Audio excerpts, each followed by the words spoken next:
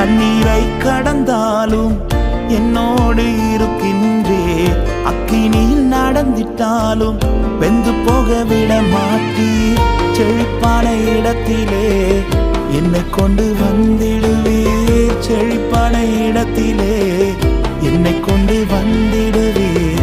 அக்கினியும் தண்ணீரையும் நன்மையாய் மாற்றிடுவீர்.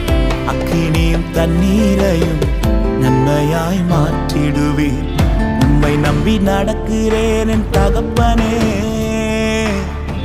உங்க பாதை நன்மை என்று நம்புகிறேன். உம்மை நம்பி நடக்கிறேன் என் இயேசுவே. உங்க பாதை நன்மை என்று நம்புகிறேன்.